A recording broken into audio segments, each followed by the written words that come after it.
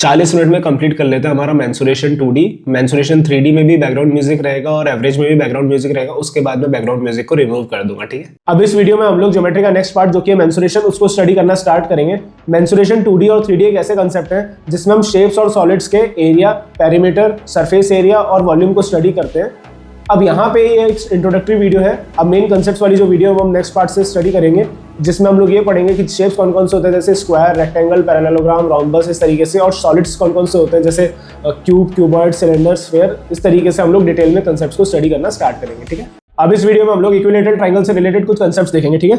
सबसे पहले तो हर एक एंगल 60 डिग्री का होता है इक्विलेटरल ट्रायंगल में। दूसरी चीज ये कि median, angle bisector, perpendicular bisector और एल्टीट्यूड सब बराबर होते हैं इक्विलेटरल ट्रायंगल के केस में, और आइसोसेलेस ट्रायंगल के केस में भी यही सिनेरियो रहता है, ठीक है। अगली बात ये कि आइसोसेलेस ट्रायंगल में तो दो साइड्स इक्वल होती है, लेकिन इक्विलेटरल ट्रायंगल में सारी साइड्स इक्वल होती है। इसी वजह से हर एक एंगल 60 डिग्री का भी होता है, ठीक है। लेंथ ऑफ एल्टीट्यूड कैसे निकालेंगे? अब यहाँ पे हर एक साइड इक्वल होती है तो ए मान लिया, तो डीसी जो होगी वो a/2 होगी, क्योंकि एडी जो है वो मीडियन माना हमने और एडी जो है वो एल्टीट्यूड भी होगा ही सही। तो इस वजह से जब हम एडीसी में, ट्रायंगल एडीसी में पाइथागोरस थ्योरम लगाएंगे ना, तो उस पर निकलेगा। तो यहाँ पे जब हम इसको सॉल्व करेंगे तो ये आएगा AD is equal to √3a/2, ठीक है। अब एरिया निकालने के लिए हमें सबसे पहले half into base into height, आपको पता है ट्रायंगल का फॉर्मूला होता है। बेस है यहाँ पे a और हाइट है यहाँ पे जो कि एल्टीट्यूड, दैट इज √3a/2। सिर्फ √3 है रूट के अंदर, a नहीं है, ठीक है। तो इस वजह से ये होगा √3a²/4, ठीक है। अब इस वीडियो में हम लोग एक बहुत इंपॉर्टेंट कंसेप्ट जो कि है ratio of radius of circum circle and in circle in case of equilateral triangle को डिस्कस करेंगे। यहाँ पे मैंने एक ट्रायंगल एबीसी बनाया जो कि इक्विलेटरल ट्रायंगल है, प्लस मैंने इन सर्कल और सर्कम सर्कल ऑलरेडी ड्रॉ कर दिया है। एडी की लेंथ आपको पता है √3a/2 होगी। यहाँ पे एडी जो है वो altitude, angle bisector, perpendicular bisector और मीडियन होगा ही सही। और आपको मालूम है कि मीडियन, जो तीनों मीडियन जिस पॉइंट में मिलते हैं उसको सेंट्रोइड बोलते हैं, और सेंट्रोइड जो है वो मीडियन की लेंथ को 2:1 के रेशियो में डिवाइड करता है। तो यहाँ पे एजी जो है वो ऑब्वियसली बात है सर्कम सर्कल का रेडियस होगा, और इसकी लेंथ कितनी होगी? एडी की पूरी की लेंथ कितनी है? √3a/2, और ये पार्ट है 2 पार्ट, तो 2/3 होगा ये पूरी लेंथ का। तो इस वजह से ये क्या हो गया? a/√3, ठीक है। अब रेडियस ऑफ इन सर्कल क्या होगा? रेडियस ऑफ इन सर्कल होगा GD, दैट इज 1 पार्ट होगा ये पूरे AD का। तो AD की लेंथ क्या है? √3a/2 इंटू 1/3, तो ये आ गया a/2√3।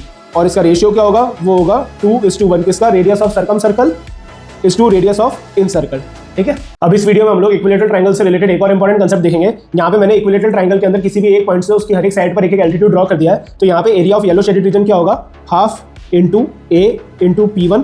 ऐसे ही area of blue shaded region क्या होगा? Half into P3 into a। और ऐसे ही area of green shaded region क्या होगा? Half into P2 into a।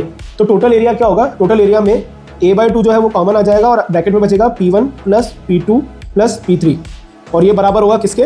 √3/4a² के, क्योंकि √3/4a² ही इक्विलेटरल ट्रायंगल का एरिया होता है, ठीक है। तो इस वजह से यहाँ पे ये 2 से 2 कैंसिल, ये a से ये a² का कैंसिल, ठीक है। तो यहाँ पे जो फाइनल वैल्यू बचेगी वो बचेगी P1 plus P2 plus P3 is equals to √3/2a।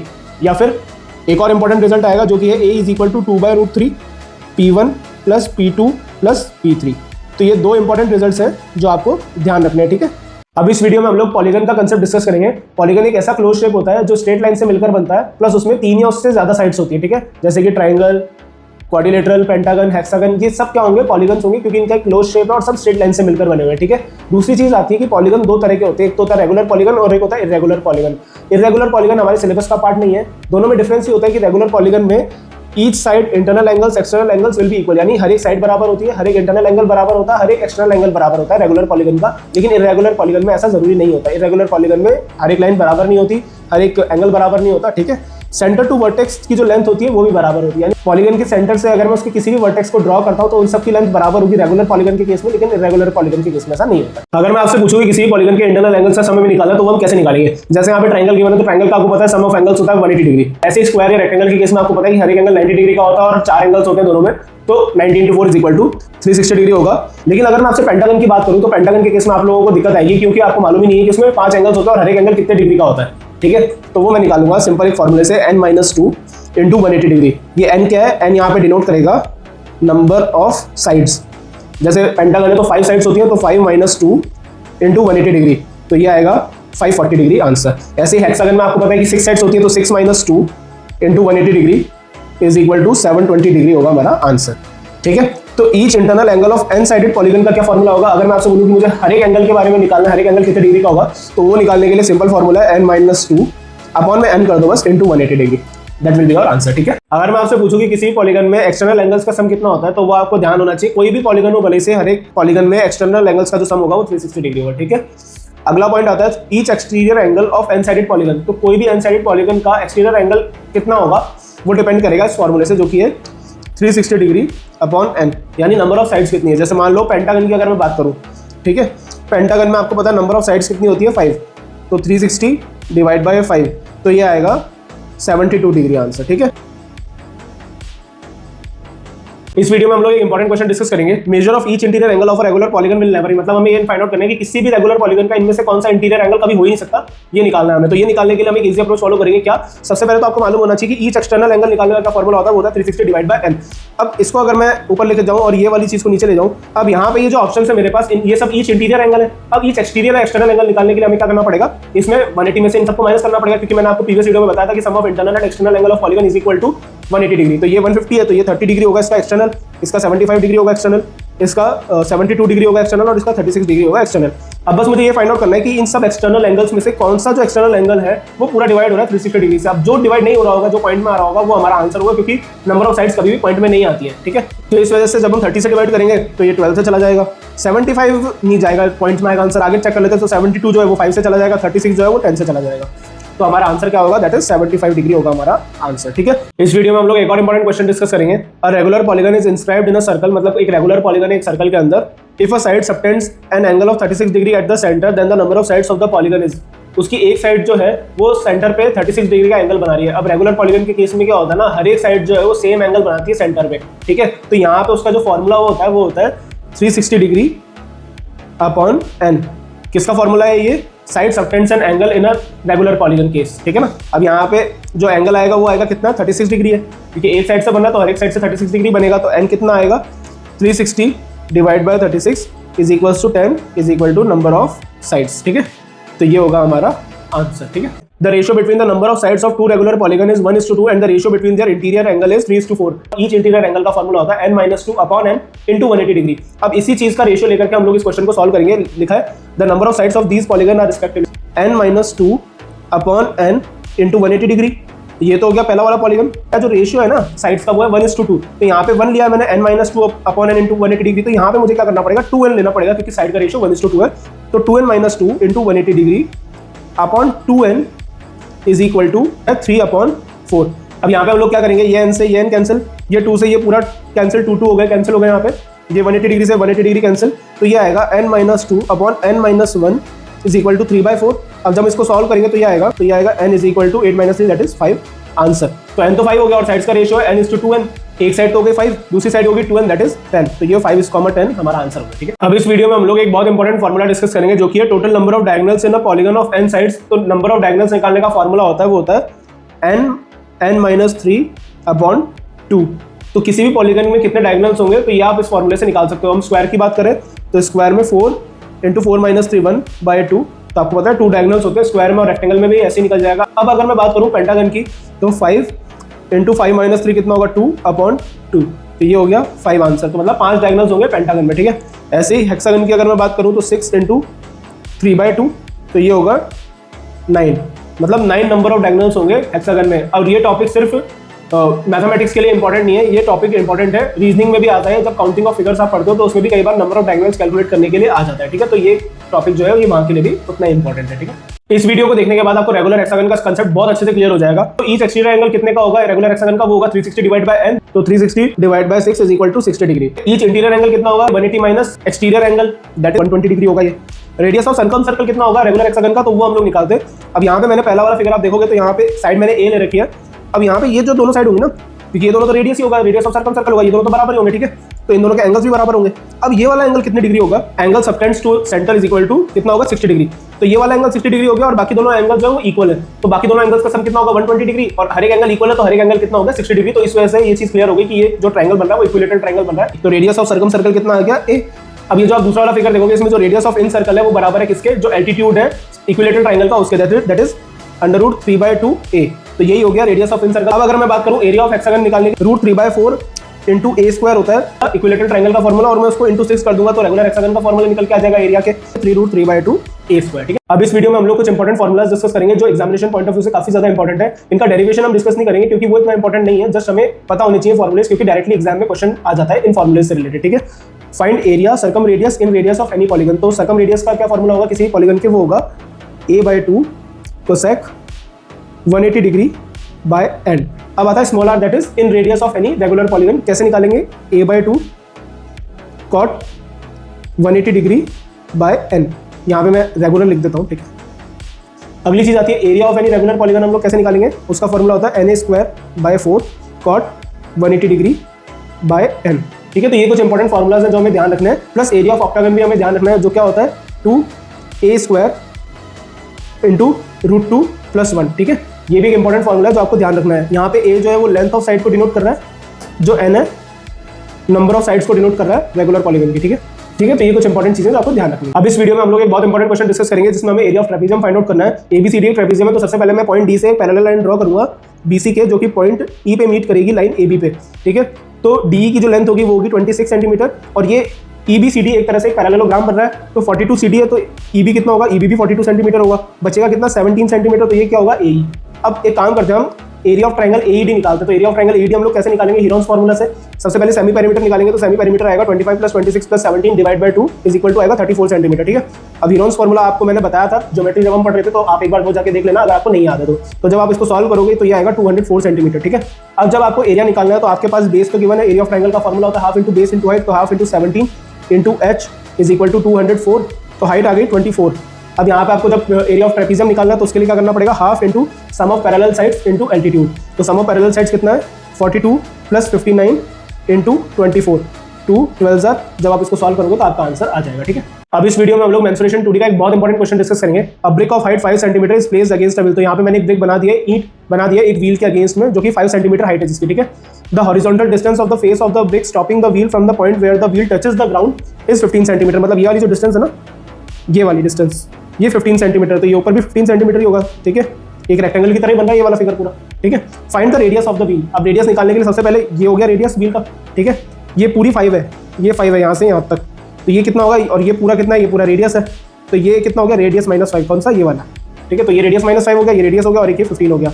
तो r² is equals to r - 5 का स्क्वायर प्लस 15 का स्क्वायर। यहाँ पे मैंने पाइथागोरस थ्योरम लगा दी, क्यों, क्योंकि ये वाला एंगल जो है वो टेंजेंट पे बना रहा है 90 डिग्री का एंगल, तो ये वाला एंगल भी 90 डिग्री का एंगल होगा, क्योंकि सेंटर से कोई भी हम टेंजेंट पे एंगल बनाते तो वो 90 डिग्री का होता है, तो कॉरेस्पॉन्डिंग एंगल की वजह से भी 90 डिग्री हो गया। ठीक है, तो इस वजह से यहाँ पे पाइथागोरस थ्योरम हमने लगाई, तो यहाँ पे जब आप इसको सॉल्व करोगे तो रेडियस आएगा 25 centimetre, that will be your answer. ठीक है, find the radius of maximum size circle that can be inscribed in a square. तो यहाँ पे मैंने एक स्क्वायर में मैक्सिमम साइज का सर्कल बना लिया है। If a rectangle of length 20 cm and breadth 10 cm is constructed in the corner of the square between the space of square and circle, तो यहाँ पे आप कॉर्नर में देख सकते हो मैंने 10 cm की ब्रेथ और 20 cm की लेंथ वाला एक रेक्टेंगल बना लिया है। The 3 vertices of rectangle lies on the square and 1 vertex lies on the circumference of circle। तो उसी तरीके से मैंने ये रेक्टेंगल को कंस्ट्रक्ट किया है। ठीक है, अब यहाँ पे हमें रेडियस निकालना है, तो रेडियस के लिए मैंने यहाँ पे सारी की सारी जो डिटेल्स हैं इस फिगर की वो सब मेंशन कर दी हैं। ये वाली जो फिगर है वो 10 होगी, तो ये वाली जो लेंथ है वो रेडियस -10 होगा, ये पूरा तो रेडियस होगा ही सही, ये पूरा ये 20 है, ये पूरा रेडियस है, तो ये कितना होगा रेडियस -20, ये भी पूरा वही है रेडियस है, जिसमें से ये 20 है, तो ये कितना होगा रेडियस -20। ठीक है, अब इसको फर्दर डिस्कस करने के लिए हमें इसको सॉल्व करना पड़ेगा, दैट इज रेडियस का स्क्वायर, क्योंकि ये भी जो है ये 90 डिग्री का एंगल है, तो पाइथागोरस थ्योरम हमें लगानी पड़ेगी, दैट इज रेडियस का square is equal to r - 20 का स्क्वायर प्लस r - 10 का स्क्वायर।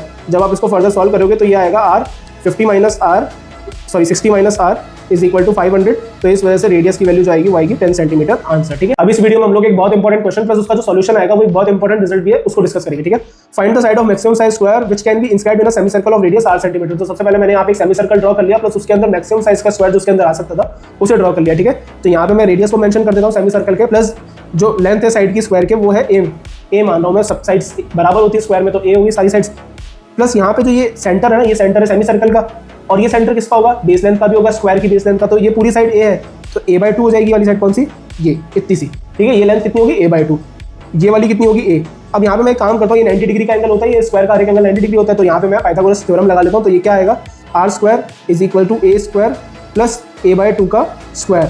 जब मैं इसको फाइनली सॉल्व करूँगा तो ये आएगा r is equal to √5/2a, और फाइनल रिजल्ट आएगा a is equal to 2/√5r। तो ये एक बहुत इंपॉर्टेंट रिजल्ट है जो हमें ध्यान रखना है, क्यों, क्योंकि कई बार इससे डायरेक्टली क्वेश्चन एग्जाम में आ जाता है। ठीक है, इस वीडियो में हम लोग एक बहुत इंपॉर्टेंट क्वेश्चन प्लस उसका जो सॉल्यूशन आएगा वो एक बहुत इंपॉर्टेंट रिजल्ट है, उसको डिस्कस करेंगे। ठीक है, find the value of small r if both the semi circles are in equal size. तो सबसे पहली चीज मैं क्या करूंगा, यहाँ से इसको ज्वाइन कर लेता हूँ। ठीक है, इसको इधर से ज्वाइन कर लेता हूँ। ये कौन सा पॉइंट होगा, मैं सेमी सर्कल का कोई सा भी एक सेंटर पॉइंट मान के एज्यूम कर रहा हूँ, ठीक है। इसको मैंने इधर से ज्वाइन किया और इसको मैंने इधर ज्वाइन कर दिया, ठीक है ना। ये पूरा एक राइट एंगल ट्रायंगल होगा, ऑब्वियस सी बात है, ठीक है। इसकी लेंथ क्या होगी, इसकी लेंथ होगी, ये पूरे की लेंथ r है और इसमें से ये स्मॉल r की वैल्यू में माइनस कर दूंगा तो क्या आएगा, ये r minus r, big R minus small r। इसकी लेंथ क्या होगी, ये हाइपोटेन्यूज जो बनेगा इसकी लेंथ क्या होगी, इसकी लेंथ होगी small r plus r/2। r/2 कैसे, जो पूरा डायमीटर है छोटे वाले सेमी सर्कल का उसकी लेंथ है r, तो इस छोटे वाले सेमी सर्कल का रेडियस कितना होगा, r/2, ठीक है। तो ये हो जाएगा r प्लस r/2 और ये हो जाएगा r/2। तो इस वजह से इसका जो पाइथागोरस थ्योरम बनेगा वो बनेगा r प्लस r/2 का whole square is equal to r/2 का square plus r minus r का स्क्वायर। और इसका फाइनल रिजल्ट क्या आएगा, फाइनल रिजल्ट आएगा r is equal to r/3। इसको याद रखने की कोशिश करो क्योंकि ये आपको एक अलग एज प्रोवाइड करेंगे एग्जामिनेशन में, ठीक है। 3 circles of radius 1 centimetre touching each other externally, find the area of the circum circle describing the 3 circles, ठीक है। तो ये तीनों सर्कल्स के ऊपर एक सर्कम सर्कल हमें बनाना है, उसका एरिया हमें निकालना है। तो वो कैसे निकालेंगे, आइए बात करते हैं उस पर। सबसे पहले तो मैं ये जो तीनों सेंटर्स है ना इनको ज्वाइन कर लेता हूँ।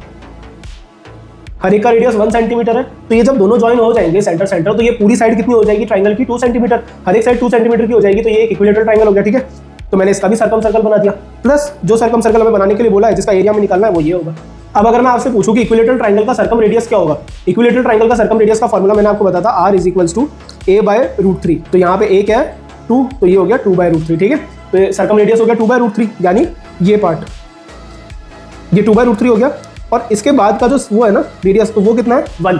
तो टोटल रेडियस कितना हो गया पूरे सर्कल का, पूरे सर्कल का जो रेडियस हो गया वो हो गया 2/√3 प्लस 1। तो एरिया हो जाएगा, एरिया होता है πr², तो पाई 2/√3 प्लस 1 का होल स्क्वायर। तो ये हो गया हमारा आंसर, ठीक है। Find the length of common arc of 3 circles of radius 1 centimetre, √2 + 1 centimetre and √2 + 1 centimetre touches one another externally. तो यहाँ पे मैंने ऑलरेडी पूरा फिगर बना लिया है। अब जब आप ठीक से साइड्स को ऑब्जर्व करोगे ना तो ये आइसोसेलेस ट्रायंगल बना है क्योंकि AB और AC की लेंथ बराबर है, ठीक है। तो ये आइसोसेलेस ट्रायंगल बन रहा है। प्लस एक चीज और अगर आप ऑब्जर्व करोगे तो ये एक राइट एंगल ट्रायंगल बना है। कैसे, ये मैं आपको बताता हूँ। इसमें से आप एक काम करो, √2 कॉमन ले लो तो 1 + √2 बचा। यहाँ पे भी आप √2 कॉमन ले लो तो 1 + √2 बचा। और यहाँ पे आप एक काम करो, 2 कॉमन ले लो तो 1 + √2 बचा। अब ये आ गया 1 + √2, 1 + √2, 1 + √2 कैंसिल, √2 और यहाँ पे बचेगा √2। तो ये आएगा 1, 1, √2।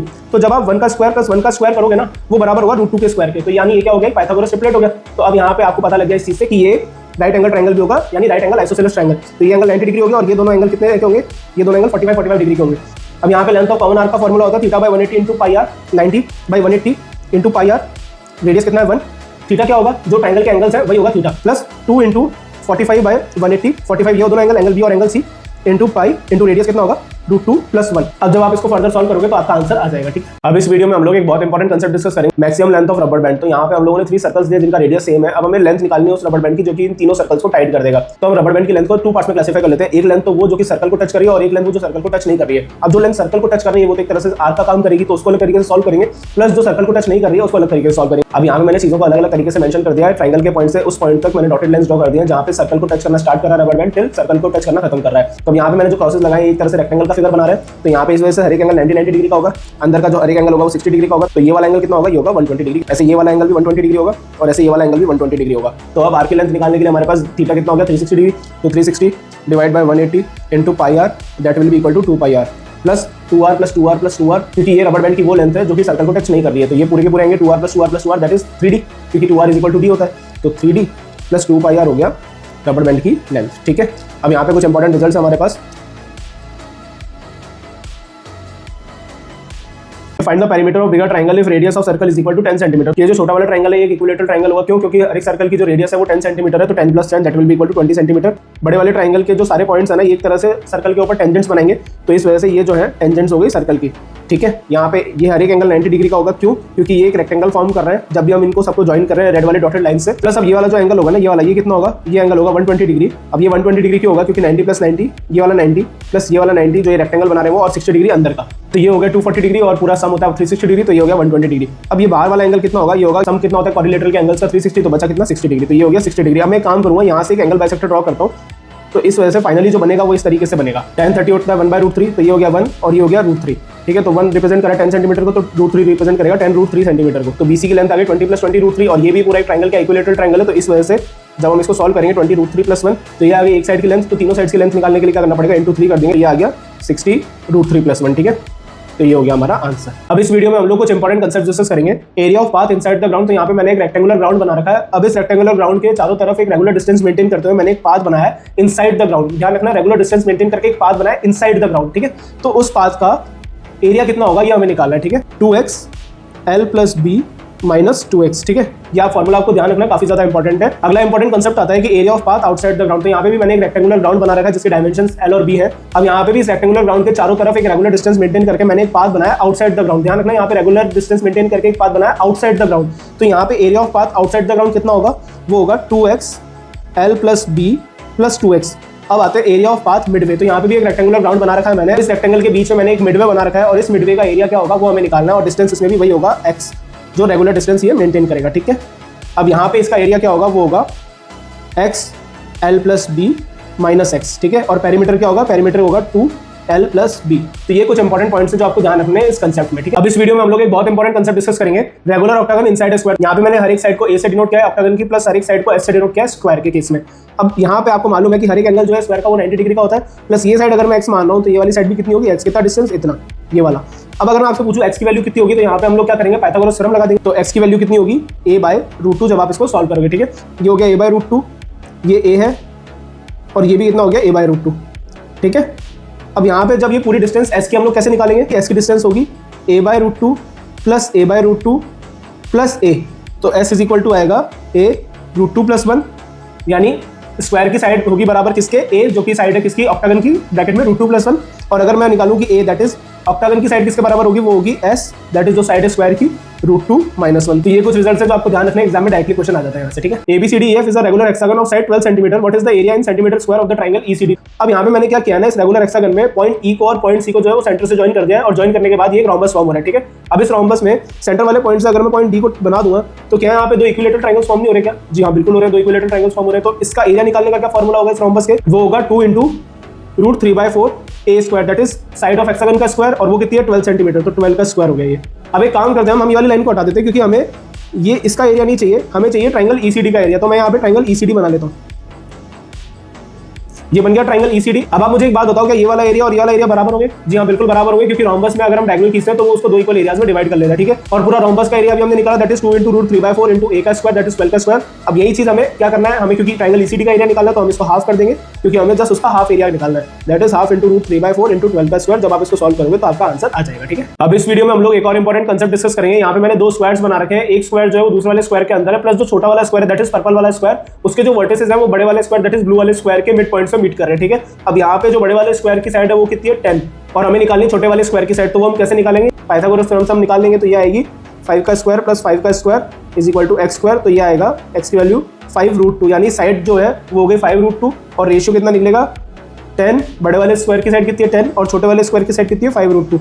तो यह आएगा 5 1 * 5 2 √2 1, ये √2। तो रेशियो निकल के आएगा √2:1, ठीक है। और ratio of area of both squares कितना होगा, √2 का स्क्वायर दैट इज 2 और 1 का स्क्वायर तो 1 होगा इसे, तो 2:1 हो गया हमारा आंसर, ठीक है। अभी हमने क्या किया कि साइड के रेशियो का स्क्वायर किया तो हमारा आंसर आया 2:1। अगर हम साइड के स्क्वायर का रेशियो करेंगे तो भी आंसर वही आएगा, जैसे 10 का स्क्वायर हो गया 100 और 5√2 का स्क्वायर हो गया 25 × 2 50, तो ये हो गया 100:50, that is 2:1। Again answer will be the same, ठीक है। अब इस वीडियो में हम लोग प्रीवियस कांसेप्ट से रिलेटेड एक बहुत इंपॉर्टेंट क्वेश्चन डिस्कस करेंगे। In the given figure ABCD is a square, EFGH is a square found by joining midpoints of sides of ABCD, LMNO is a square found by joining the midpoints of sides of EFGH, a circle is inscribed inside EFGH. If area of circle is 38.5 centimeter square, then what is the area in centimeter square of square ABCD? कि जब area of circle मैंने देखा 38.5 centimetre square, तो radius जो होगा वो बिना second thought के मेरे को लिख देना है, रेडियस विल बी 7/2। अभी मैंने इतना इंस्टेंटली कैसे लिख दिया इसके बारे में हम नेक्स्ट वीडियो में डिस्कस करेंगे, ठीक है। अब रेडियस आ गया मेरे पास 7/2, दैट इज ये वाला डिस्टेंस। तो ये पूरा डिस्टेंस कितना होगा, दैट इज डायमीटर, ये होगा 7/2 × 2 that is 7।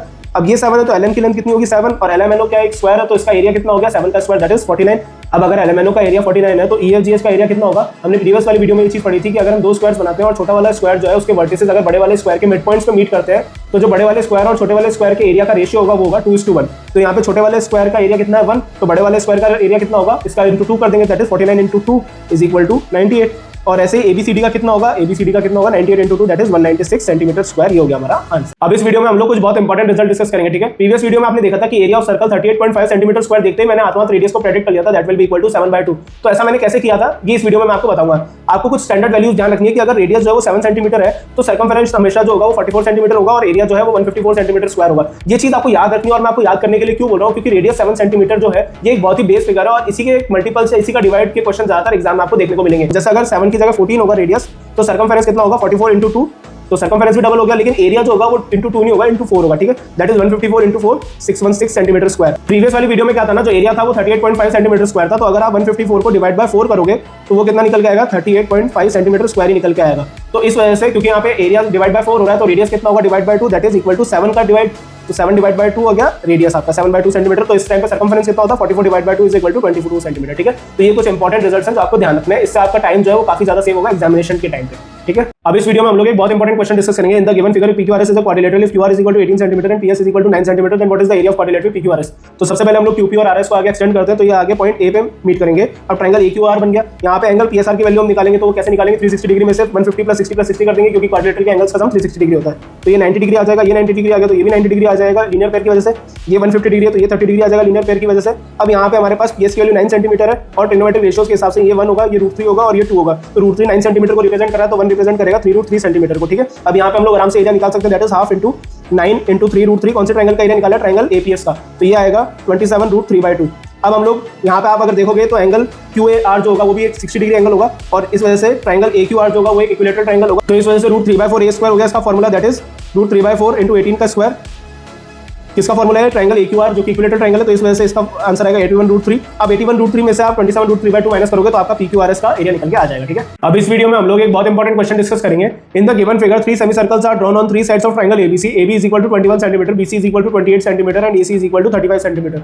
What is the area of the shaded part? तो आपको एक बहुत इंपॉर्टेंट कंसेप्ट ये ध्यान रखना है कि ऐसे किसी भी क्वेश्चन में जिसमें आपको इनका शेडेड पार्ट निकालना होगा ना, तो ये शेडेड पार्ट का एरिया वही होगा जो इस ट्रायंगल का एरिया है, ठीक है। ट्रायंगल का एरिया कैसे निकालेंगे, ये एक राइट एंगल ट्रायंगल है, क्यों एक राइट एंगल ट्रायंगल है, क्योंकि 21, 35 और 28 ये तीनों क्या एक पाइथागोरस ट्रिपलेट है। अगर आप इसको कट करोगे तो ये 3 4 5 बनेगा, दैट इज 7 3 7 4 एंड 7 5। तो इस वजह से ये एक राइट एंगल ट्रायंगल होगा। अब इसको सॉल्व करने के लिए आपको बस इसका एरिया निकालना है, that is half into 28 into 21, that will be equal to your answer, ठीक है। ये आंसर किसका होगा, शेडेड पार्ट का। ऐसे ही इस क्वेश्चन में भी सेम यही होगा कि जो स्क्वायर का एरिया होगा ना, वही एरिया होगा इसका प्लस इसका प्लस इसका प्लस इसका, ठीक है। तो ये कंसेप्ट बहुत इंपॉर्टेंट है, इसको आप ध्यान रखना। कई बार एग्जाम में आ जाता है और बच्चे सिर्फ इस चीज से छोड़ के आ जाते हैं, क्योंकि ये कंसेप्ट उनका कभी पढ़ा हुआ नहीं होता। तो ये बहुत ध्यान रखने का कंसेप्ट है, कई बार आपके नंबर इससे आराम से बन जाएंगे, ठीक है। अब इस वीडियो में हम लोग एक बहुत इंपॉर्टेंट क्वेश्चन डिस्कस करेंगे। In the given figure ABCD is a square, BCXYZ is a regular pentagon and AB is an equilateral triangle. What is the value of angle EBZ? तो यहाँ पे सबसे पहले आपको मालूम है BCXYZ एक रेगुलर पेंटागन है। किसी भी रेगुलर पेंटागन का एक्सटीरियर एंगल निकालने के लिए हमें क्या फॉर्मूला लगाना होता है, that is 360 divide by n is equal to number of sides of that polygon. तो यहाँ पे 360 डिवाइड बाय n, आपको पता है पेंटागन में 5 साइड्स होती है, तो 72 डिग्री आएगा, that will be equal to each exterior angle of pentagon. अगर आपको each interior angle of pentagon निकाला तो क्या करोगे, 180 minus exterior angle, that is 180 minus 72 is equal to 108 degree. ये सारी चीजें मैंने आपको ऑलरेडी बता रखी है, अगर आपको नहीं याद आ रही है तो आप प्रीवियस वीडियो जाके देखो, आपको एक चीज क्लियर हो जाएगी, ठीक है। अब यहाँ पे ये वाला एंगल कितना होगा, एंगल ZBC, ये होगा 108 डिग्री। ये वाला एंगल कितना होगा, एंगल ABC, ये 90 डिग्री होगा, जस्ट बिकॉज ये एक स्क्वायर है। एंगल AB कितना होगा, ये होगा 60 डिग्री, क्योंकि एक इक्विलेटरल ट्रायंगल है। तो एंगल EBZ कैसे निकाल सकते हैं हम लोग, 360 में से ये बाकी तीनों का सम माइनस कर दो, that will be your answer, ठीक है। अब इस वीडियो में हम लोग एक और इंपॉर्टेंट क्वेश्चन डिस्कस करेंगे। In the given figure PQRSTU is the regular hexagon of side 12 centimetre, what is the area of triangle SQU? तो यहाँ पे आपको एक इंपॉर्टेंट कंसेप्ट ये ध्यान रखना है कि distance between alternate vertices of a regular hexagon वो होता है बराबर √3a के। अभी कैसा आता है इसको जानने की आपको जरूरत नहीं है, बस इसका जो फाइनल रिजल्ट है वो ध्यान रखने की जरूरत है, ठीक है।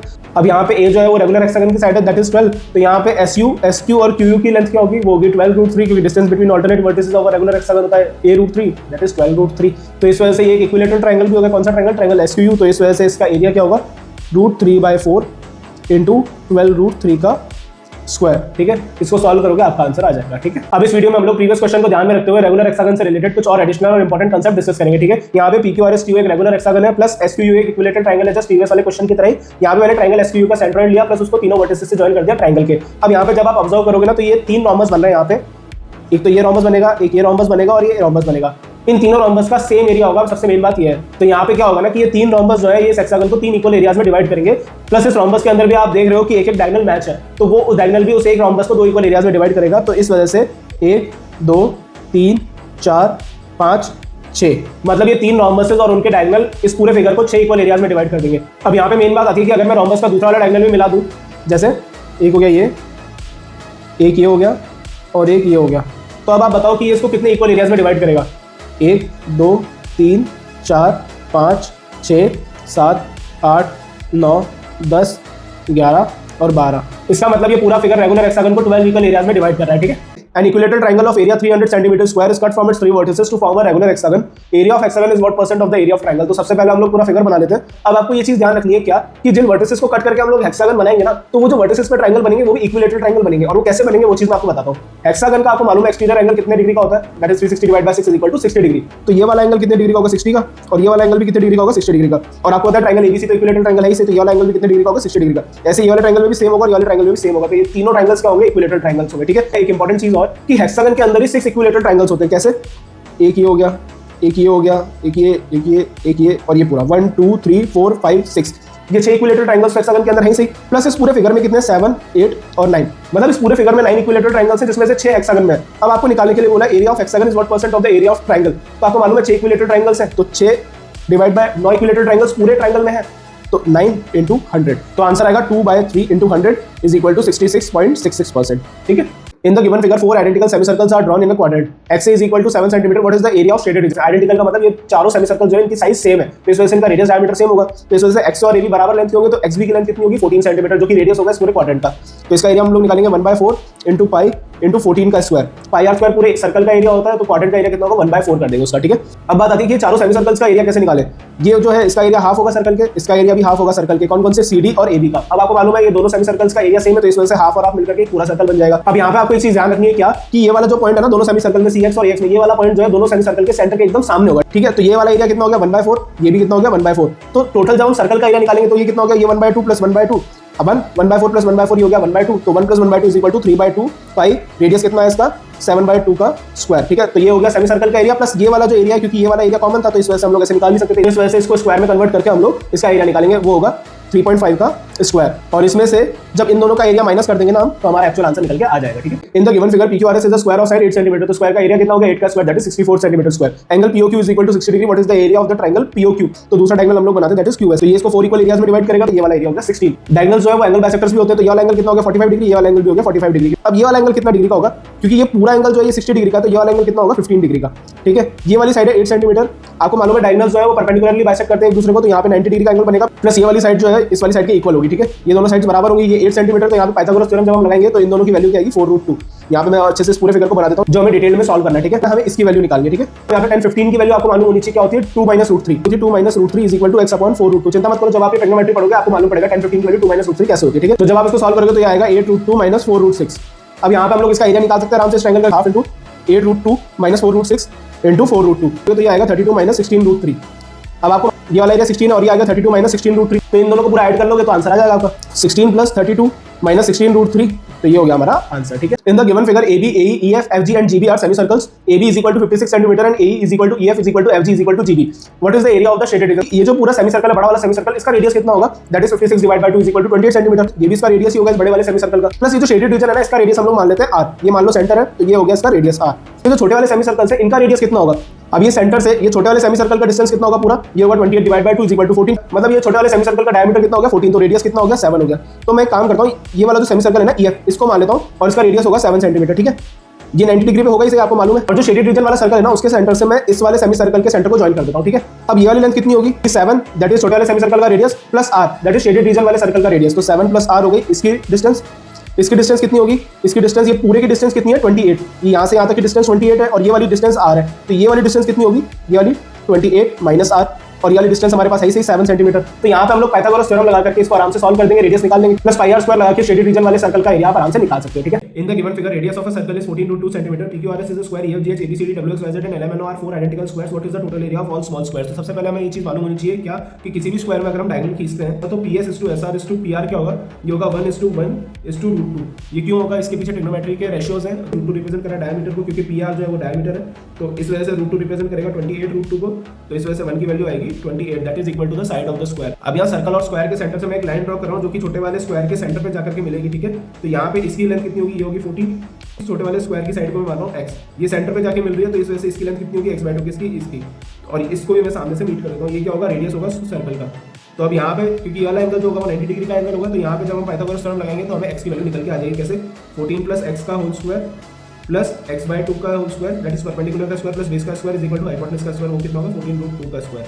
तो जब आप इसको सॉल्व करोगे तो आपको एक्स वैल्यू निकल के आ जाएगी और एक्स का स्क्वायर करके इंटू 4 जब आप कर दोगे तो 4 आइडेंटिकल स्मॉल स्क्वायर्स का एरिया निकल के आपके सामने आ जाएगा। इस वीडियो में हम लोग एक और इंपॉर्टेंट क्वेश्चन डिस्कस करेंगे। In the given figure ABCDEF is a regular hexagon whose side is 12 cm. What is the area of shaded region in centimetre square. तो सबसे पहले आपको मालूम है कि किसी भी रेगुलर हेक्सागन में 6 इक्विलेटरल ट्रायंगल्स होते हैं किस तरीके से 1 2 3 4 5 6। तो ये 6 इक्विलेटरल ट्रायंगल्स हो गए। अब यहाँ पे आपको मालूम है इसका एरिया कितना होगा इस वाले पार्ट का।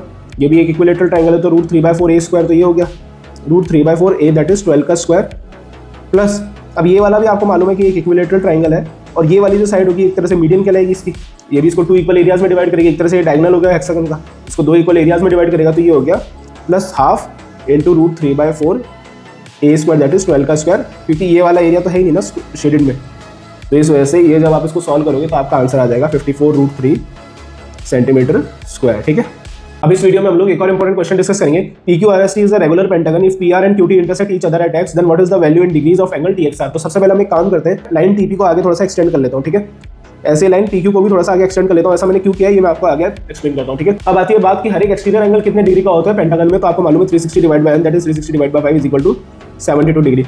तो ये वाला एंगल कितने डिग्री का होगा 72 डिग्री का। ऐसे ये वाला एंगल कितने डिग्री का होगा 72 डिग्री। अब आपको मालूम है कि जो एक्सटीरियर एंगल है वो बराबर होता है किसके, सम ऑफ अपोजिट इंटीरियर एंगल्स के किसी भी ट्रायंगल के। ठीक है, तो अगर ये वाला एंगल 72 डिग्री है तो ये एंगल कितना होगा 36 डिग्री और ये एंगल भी कितना होगा 36 डिग्री। क्यों? क्योंकि ये दोनों एंगल्स बराबर होंगे। और वो क्यों होंगे? क्योंकि ये वाली साइड और ये वाली साइड बराबर है रेगुलर पेंटागन की वजह से। कौन सी? PT और PQ। ऐसे ही अगर ये वाला एंगल 72 डिग्री है तो ये वाला एंगल RPQ और एंगल PRQ कितना होगा 36 डिग्री होगा। तो एंगल RPQ और एंगल TQP बराबर हो गए 36 और 36 डिग्री के। तो ये वाला एंगल कितने डिग्री का होगा, कौन सा? एंगल PXQ, ये होगा 108 डिग्री का, जस्ट बिकॉज ट्रायंगल के एंगल का सम। अब ये वाला 108 डिग्री है तो एंगल TXR भी कितना होगा 108 डिग्री। क्यों? वर्टिकली अपोजिट एंगल्स की वजह से। ठीक है, तो 108 डिग्री हो गया हमारा answer. PQRS is a parallelogram and its area is 300 cm square. Side PQ is extended to x such that PQ is equal to QX. If XS intersects QR at Y, then what is the area of triangle SYR? यहाँ पे जो triangle YQX है और triangle YRS है ये दोनों triangles congruent होंगे। कैसे होंगे? क्योंकि ये वाला जो एंगल है वो इस एंगल के इक्वल है, क्योंकि SR और PX जो है वो पैरेलल लाइंस हैं और ये अल्टरनेट इंटीरियर एंगल से इक्वल होगा। यानी ये एंगल और ये एंगल इक्वल, ऐसे ये वाला एंगल और ये वाला एंगल इक्वल होगा, प्लस ये दोनों साइड तो बराबर है ही सही। ठीक है, तो इस वजह से एंगल साइड एंगल से ये दोनों ट्रायंगल्स क्या हो गए, कॉन्ग्रुएंट हो गए।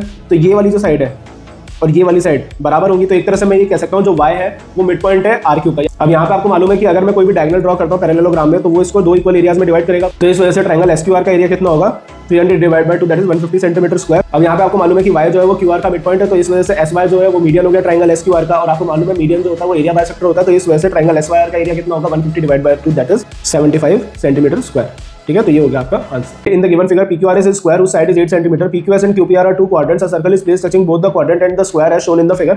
What is the area of the circle? तो यहाँ पे छोटे वाले सर्कल का हमें एरिया निकालना है। तो सबसे पहले इसका सेंटर मान के हमें रेडियस कितना होगा इसका, मैं इसका रेडियस छोटा मान रहा हूँ। तो ये वाली लेंथ भी कितनी होगी, ऊपर वाली जो लेंथ मैंने बनाई रेडियस की ये भी आ रही होगी। अब एक काम करते हैं, इस सेंटर के पॉइंट से ना तो स्क्वायर के मिड पॉइंट को ज्वाइन कर लेते हैं और 90 डिग्री के एंगल पे। यहाँ से मैंने सर्कल के सेंटर से ये क्वाड्रेंट वाला जो पॉइंट है ना पॉइंट P, इसको भी ज्वाइन कर दिया। तो यहाँ से लेकर के ये पॉइंट P से ये अगर मैं इसको देखूंगा तो ये रेडियस बना रहा है क्वाड्रेंट का, ये पूरी लाइन जो जा रही है। ठीक है, और ये कितनी है इसकी लेंथ, ये 8 सेंटीमीटर, क्योंकि स्क्वायर की साइड की लेंथ कितनी है 8 सेंटीमीटर। तो ये हो गई 8।